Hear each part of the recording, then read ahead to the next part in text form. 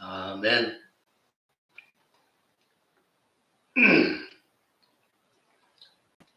네, 이 시간 하나님께서 저희에게 주신 말씀은 구약성경 느헤미야 8장 8절부터 10절까지입니다.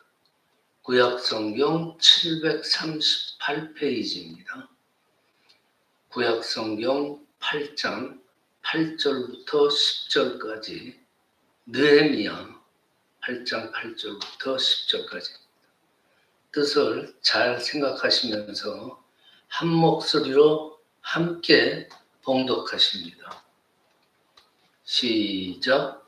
하나님의 율법책을 낭독하고 그 뜻을 해석하여 백성에게 그 낭독하는 것을 다 깨닫게 하니 백성이 율법의 말씀을 듣고 다 우는지라.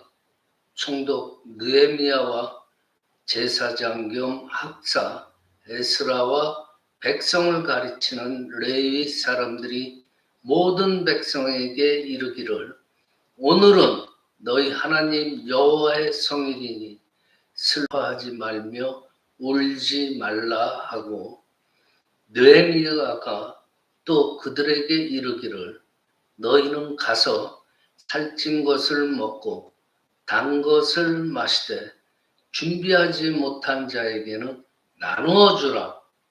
이날은 우리 주의 성일이니 근심하지 말라.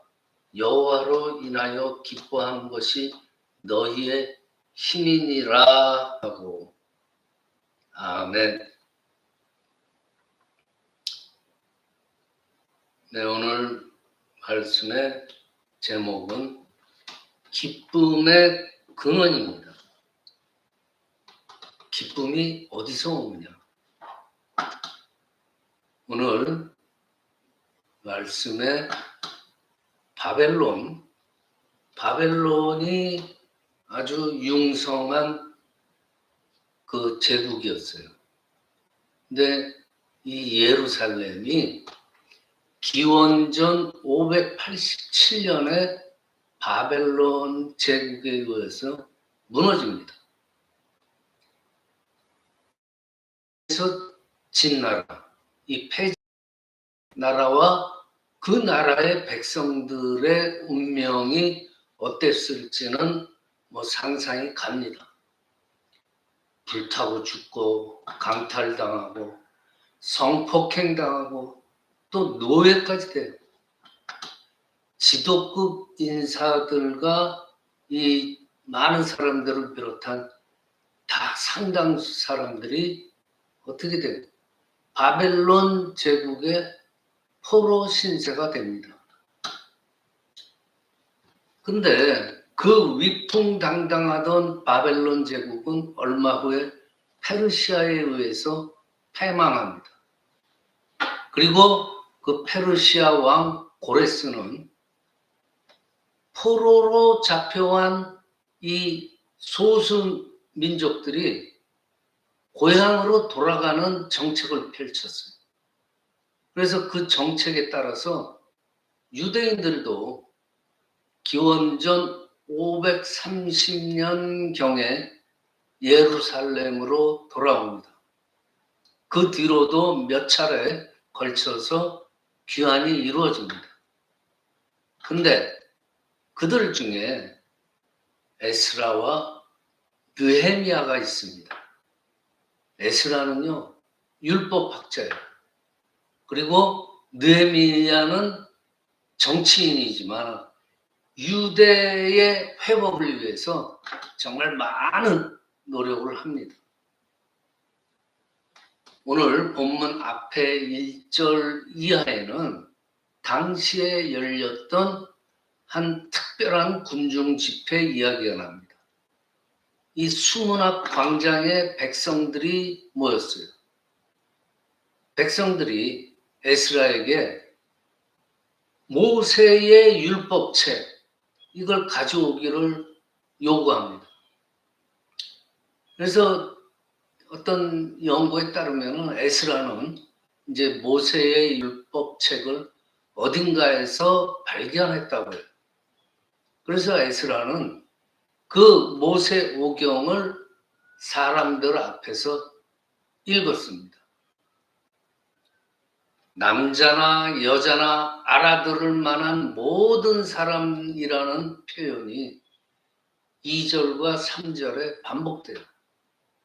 이게 뭐예요? 아이들을 빼고 모든 사람들이 다 모였다는 뜻이에요. 오늘 8절이 그 장면을 이렇게 묘사하죠. 하나님의 율법책을 낭독하고 그 뜻을 해석하여 백성에게 그 낭독하는 것을 다 깨닫게 하니. 그래. 또 본문 9절에 따르면은 율법의 말씀을 들은 백성들이 다 울었다 그럽니다. 말씀을 듣고 말씀이 해석되고 이해되면은 사람들은 그 말씀에 의해서 자기를 한번 돌아보게 되죠. 자기를 깊이 성찰하게 됩니다.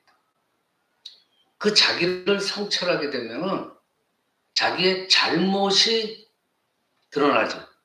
그러니까 자기의 잘못을 뉘우치고, 그러면 진심으로 자기의 잘못을 뉘우친다면은 당연히 울음이 나옵니다.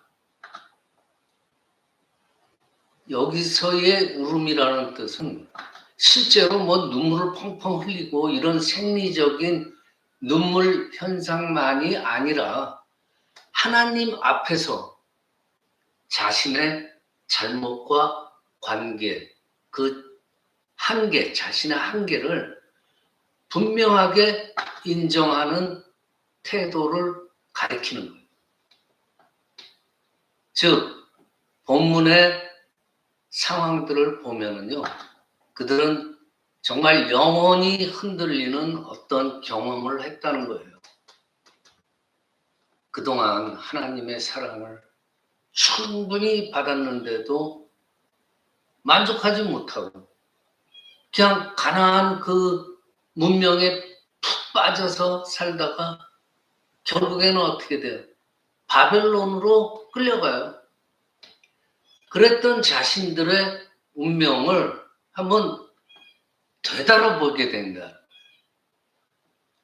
어떤 귀신에 홀린 듯이 정말 세상 헛것에 영혼을 맡기고 살았던 자신들의 과거를 돌아봤다는 거예요. 삶의 근본에 대한 하나님의 말씀 앞에서 그들은 울지 않을 수 없었어요. 자, 예수님께서 말씀하신 비유 중에서 소위 탕자의 비유를 잘 아시죠? 하나님의 사랑에 대한 비유라고 하는 게 정확한가 합니다. 거기에 나오는 이 둘째 아들은 유산을 미리 상속을 받아서 그 유산을 가지고 아버지 계신 곳에서 멀리 떨어진 곳에 가서 재산을 탕진하고 거지 신세로 돼지 농장에서 지내다가 집으로 돌아옵니다. 그 상황에서 고향집으로 돌아오는 것은 정말 쉽지 않은 일이에요. 자존심이 허락하지도 않았어요. 또 형의 눈치도 봐야 돼요. 그러니 고민에 밤을 지새웠겠죠. 근데 그는 아버지의 아들이 아니라 품꾼으로 돌아가겠다고 마음을 먹어요. 그러니까 그제서야 그 둘째 아들의 영혼이 자유를 얻어요. 자, 이 둘째 아들의 심정이 바로 에스라의 설교를 듣던 예루살렘 사람들의 심정이 아닐까 생각을 합니다. 하나님의 사랑을 다시 깨닫게 된 거예요. 그러니까 어떻게 돼요? 영원히 자유로워지고 부끄러움도 넘어서서 눈물을 그냥 흘릴 수가 있었다는 거예요. 자, 여러분은 이 세상 살아오면서 이 영혼의 자유를 느낀 순간이 얼마나 됩니까? 한번 잘 생각해 보세요. 자, 느헤미야가 백성들한테 아주 고조된 그 분위기 속에서 백성들한테 이렇게 말합니다. 오늘 본문 마지막 절이 10절을 한번 들어보세요. 너희가 가서 살찐 것을 먹고 단 것을 마시되 준비하지 못한 자에게는 나누어 주라. 이날은 우리 주의 성일이니 근심하지 말라. 여호와로 인하여 기뻐하는 것이 너희의 힘이니라. 그래요. 자, 느헤미야는요, 이스라엘 백성이 계속 회개하고 자복하면서 울게 내버려 둘 수는 없었어요. 백성들한테 더 중요한 게 뭐예요? 여호와로 인하여 기뻐하는 것이라 느헤미야가 강조하는 거예요. 특히 느헤미야의 말 중에서 이날은 주의 성일이라고 콕 집습니다. 준비하지 못한 사람들과 나눠서 먹어야 합니다. 콕 집어. 이게 무슨 말이에요? 눈물을 흘릴 정도로 정말 이 영혼의 떨림을 경험한 사람들한테는 앞으로는 축제가 기다리고 있다는 거예요.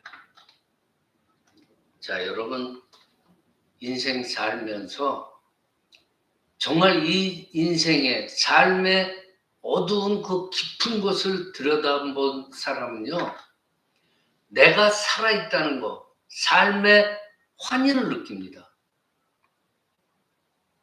여러분들 죽음을 정말 가깝게 경험했던, 느낀 사람들, 일상생활에 생명의 충만감이 들어요. 그리고 진정한 눈물의 깊이를 모르는 사람은요, 이 축제의 깊이도 모릅니다. 축제 아무리 겉으로는 떠들썩하더라도, 즉 내 인생이 이것저것 많은 일들로 떠들썩하게 살아와도 내 내면은 공허하는 거예요. 깊이를 모르니까. 자, 느헤미야가 말씀한 여호와로 인한 기쁨, 이 말은요, 기쁨의 근원이 여호와라는 뜻이죠. 이를 신약의 관점으로 바꿔는 기쁨의 근원이 예수 그리스도라는 말이 되는 거예요. 여러분들, 다음의 사실을 여러분들은 잊지 말아야 돼요. 우리한테는요, 기쁜 일뿐만 있는 게 아니고 슬프고 어려운 일들도 반드시 일어납니다. 아무리 교회에 열심히 다녀도, 하나님의 복음 사역에 충성해도 어려운 일은 겪게 마련이에요. 여러분들 AI 그러죠. Artificial Intelligence. 이 인공지능이 이제 앞으로는 아이를 가질 때부터 그 아이의 죽음까지 완벽한 설계도를 그려준다고 합니다. 근데 그렇게 살아도요, 여러분들 자율주행 자동차 아무리 완벽하다고 해도 허점은 있는 거예요. 자, AI가 우리의 일상을 인도해 주어도 반드시 기쁜 일만 일어나는 것 아니에요. 어려운 일도 일어나게 돼 있어요. 자, 모든 게 완벽해지는 인생이라는 건 실제로 불가능하고 논리적으로도 불가능한 거예요. 예를 들어서 여러분들 바둑 아시죠? 인공지능 바둑 최고의 인공지능 2개가 있다고 봐요. 이 두 인공지능으로 바둑 시합 최고의 AI 둘이에요. 바둑을 둘이서 두면은 어차피 하나는 지게 돼 있어요. 아무리 최고의 AI라도 어차피 하나는 져요. 그렇듯이 우리 인생에는 언짢은 일이 일어나지 않을 수 없어요. 그렇기 때문에 우리가 기쁜 일만 자꾸만 찾아가다 보면은요, 어려운 일이 닥칠 때 엄청나게 실망하게 되는 거예요. 자, 고대 이스라엘 백성들이 가나안에서 그렇게 살다가 어떻게 돼요? 바벨론 포로 신세로 나락으로 떨어지게 돼요. 아무리 하나님을 진실하게 믿어도 여전히 불행한 일을 겪을 수밖에 없다면, 또 교회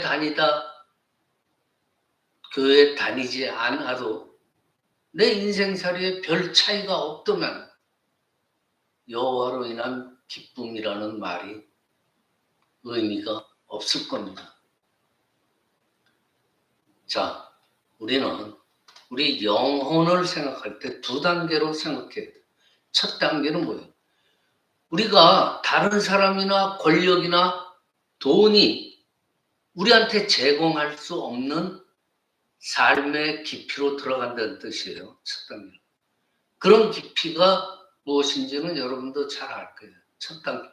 가장 기본적인 것들이죠. 숨 쉬고, 먹고, 배설하고, 그리고 걷고, 운동하고.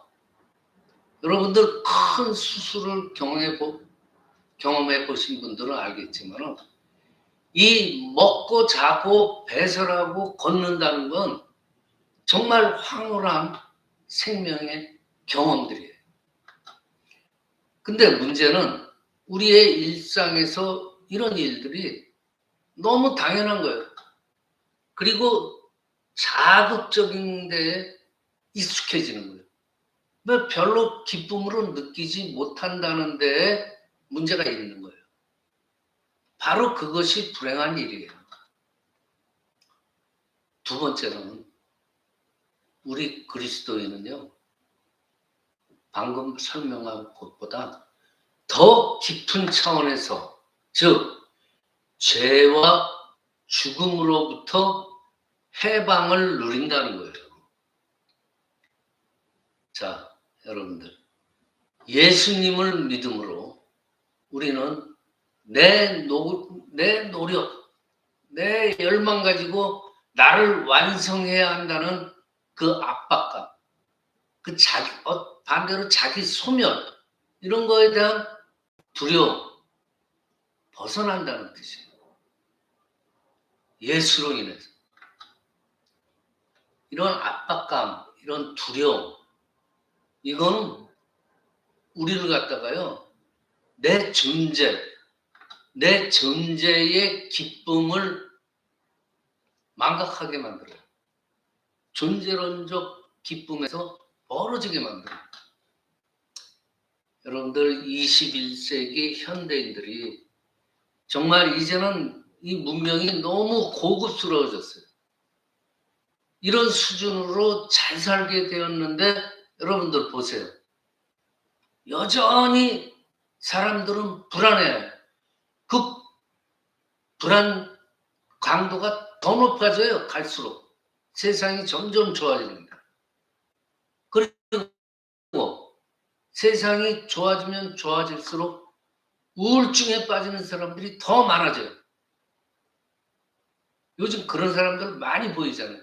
옆에서 누가 툭 건드리기만 하면 그냥 언어로 탁 건드리면 그냥 성질이 폭발해요. 그 이유가 뭔지 아세요? 항상 압박감을 가지고 있어서. 항상 두려움이 그 사람을 지배를 하고 있기 때문에 여러분들 예수를 믿는다 그래도요.